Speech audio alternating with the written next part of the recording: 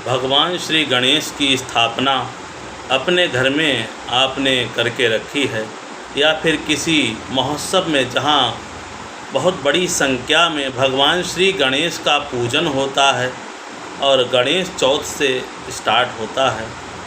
जो लोग भगवान श्री गणेश की पूजा करते हैं वो विघ्न बाधाओं से रहित रहते हैं, उन्हें कभी भी विघ्न और बाधा नहीं सताती है।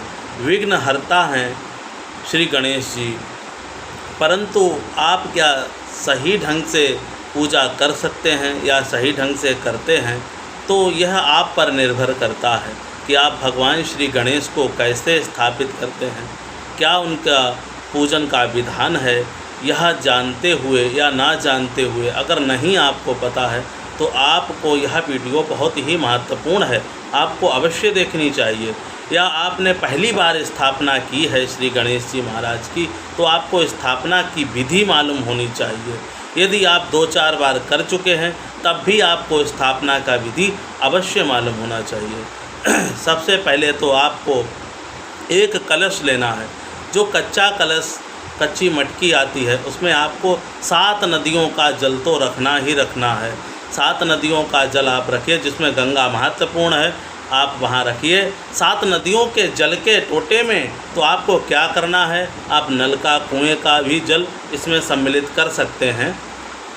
उसके पश्चात आप अपने घर का जल थोड़ा सा मिक्स कीजिए, गाय का दूध मिक्स कीजिए, तांबे के 5 सिक्के डालिए इसमें, उसी मटकी में एक नारियल लीजिए, मौली लपेटिए उसमें, और एक सुपारी जिसमें मौली को अच्छी तरह से लपेट लेना और सिंदूर में रंग करके उस मौली को सिंदूर और बंधन से रंग करके गणेश जी के पास में एक थाली में स्थापित कर दीजिए। और फिर वह कलश, पान, चारों तरफ पान, जैसे आम के पल्लव और पान को लगा कर उसको रखना है। गणेश जी महाराज के बाहीं ओर जो है स्थापित कर देना है। और वहाँ पर थोड़े से चावल जो आपने पीले करके रखे हों वो रखिए, वहीं पर वो सुपारी स्थापित कीजिए।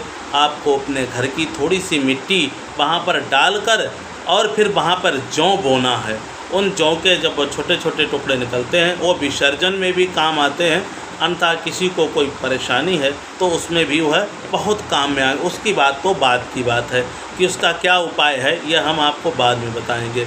तो आप जो है नित्य प्रति पूजन कीजिए और पूजन की सामग्री में एक छुआरा, उसको साफ करके छुआरा जो है गंगा जल और दूध में भिगो करके श्री गणेश जी को आप सुबह सुबह सबसे पहले उस छुआरे का भोग लगाइए। अगर आप ऐसा करते हैं नित्य प्रति तो फिर भगवान श्री गणेश की जो कृपा है आप पर और आपके पूरे परिवार पर वर्षना शुरू हो जाएगी और आपके जो विघ्न बाधाएं हैं वो सब समापन आ जाएगा, आपका कोई कार्य रुकेगा नहीं।